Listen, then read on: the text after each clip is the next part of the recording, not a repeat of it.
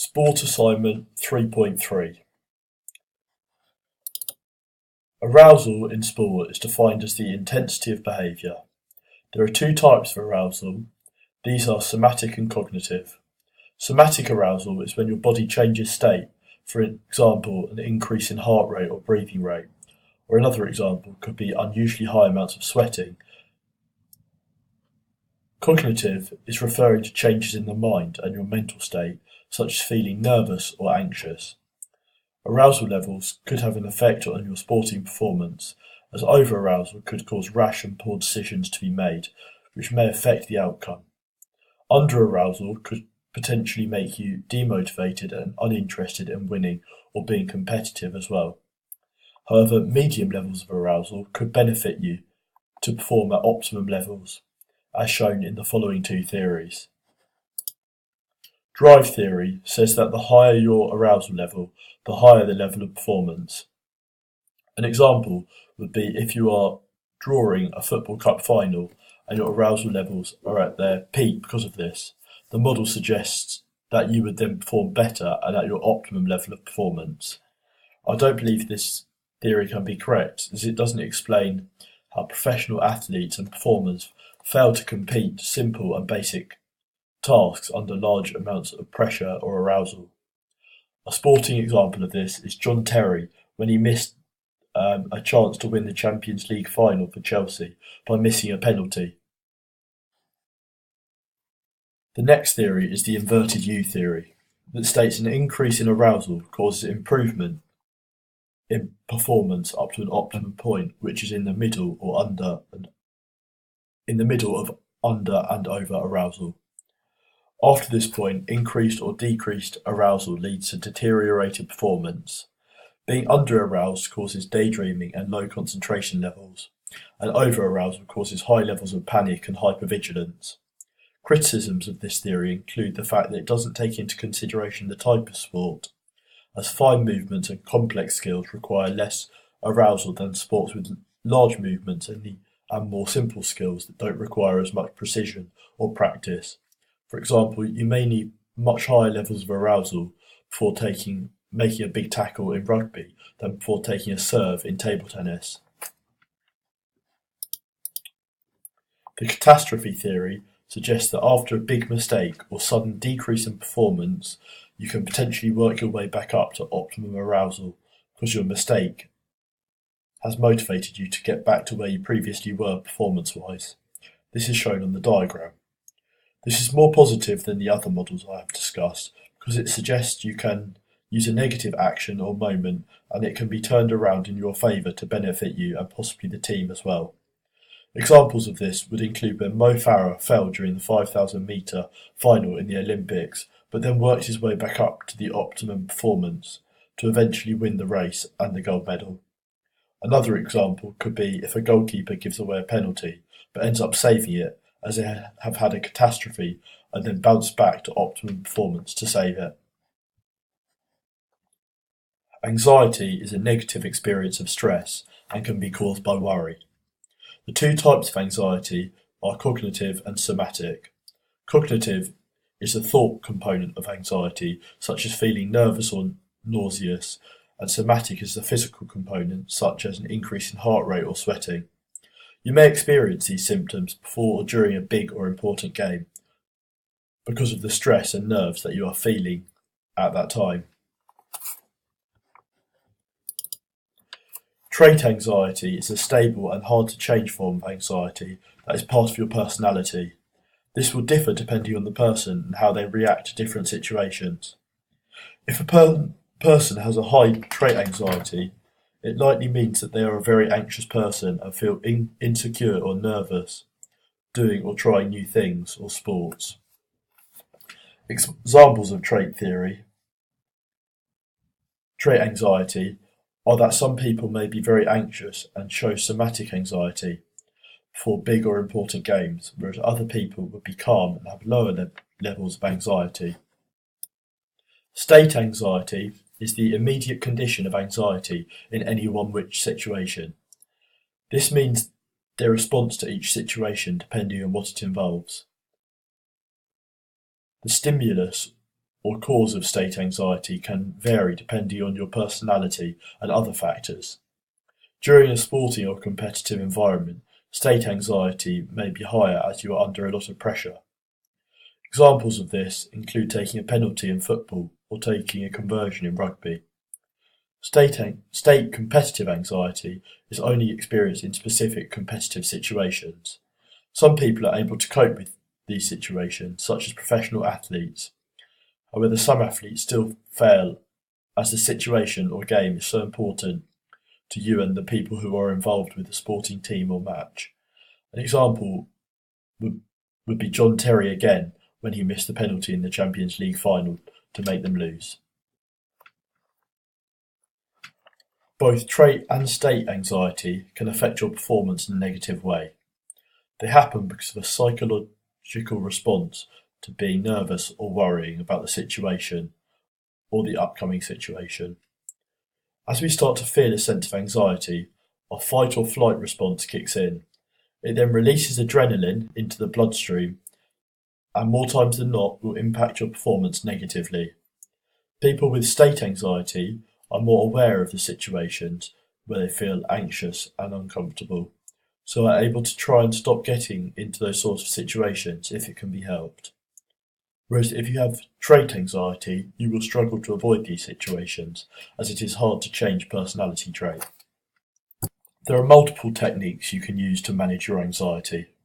These include deep breathing, focusing on the positives, practicing skills and sports that you are anxious about, staying calm and collected and paying attention to receiving information. Deep breathing would be used to supply your muscles with the sufficient oxygen and decrease breathing rate. It also gives you time to think and compose yourself for the next action you need to take during the game or match. Focusing on the positives from your performance and the result can allow yourself to gain momentum and motivation to keep practicing and continue to improve on your performance. Also, when you are given information or see something that will help you, retaining this information is important, as if you can remember this when you're about to do something similar, it will help you stay calm and less anxious. The limitations of deep breathing are that you need about 30 seconds to a minute to do this, and in a sport such as football or rugby, you don't often get this amount of time. If you only focus on the positive aspects of your performance, you may forget to practice and give large proportions of training time to the aspects of your game that you are not so good at. Meaning your good aspects are going to get better, but your poor aspects will stay the same. Also, you may struggle to find out what you did well if you don't have someone analysing your performance. This service is usually only available to professionals and high-tier athletes. One definition of stress is a pattern of negative physiological states and physiological responses occurring in situations where people perceive threats to their well-being which they may be unable to meet. Lazarus, 1984. Another more modern definition is a stimulus resulting in positive or negative response to a specific situation.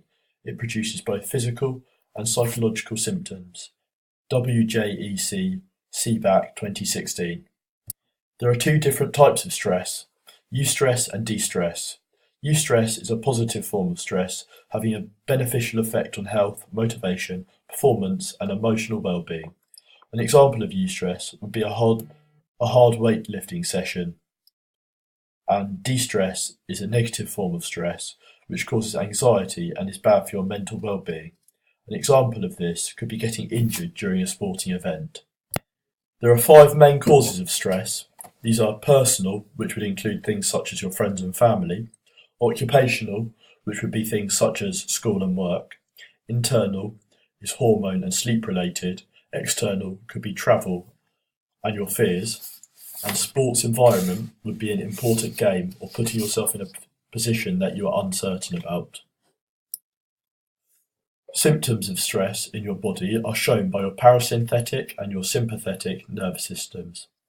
When you get stressed, the sympathetic nervous system will create arousal, causing fight or flight to come into play, and either fight the stress off or accept the fact you are stressed and not do anything to change this.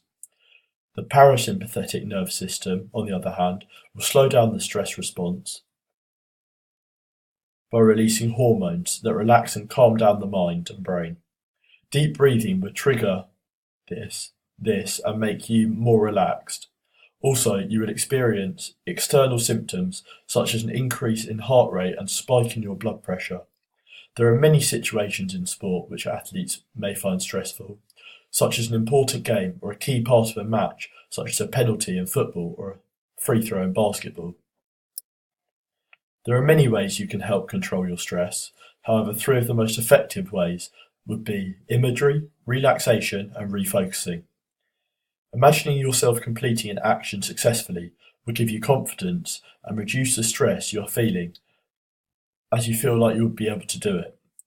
Relaxation is an obvious but effective method for this, as it can be done by deep breathing, which does not take any equipment or a long period of time. Finally, refocusing after a mistake or period of poor or unsettling performance can put you back on track for the rest of the game and allow you to perform at your optimum level again. Also, it only takes a very small amount of time, so it can be done during most sports or forms of exercise.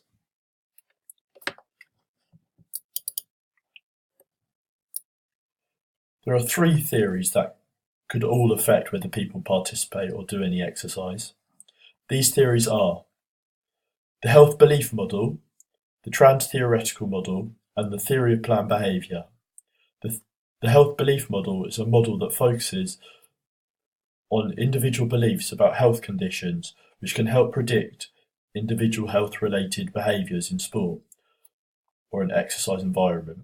The trans-theoretical model is a theory that assesses someone's readiness and how prepared they are to act on a new, healthier behaviour or lifestyle choice, and shows processes of change to guide the individual to this goal. The theory of planned behaviour is a theory that links a person's beliefs, attitudes towards behaviour, subjective norms, and perceived behavioural controls. Together, these show an individual's opinion and behaviours. I made and administered a survey that would give me results to analyse these theories. The results that I got for the health belief model were: of the people that we surveyed, 75% of them said they partake in exercise for health and physical benefits, and 50% of them said it was for physical reasons such as physical appearance and strength.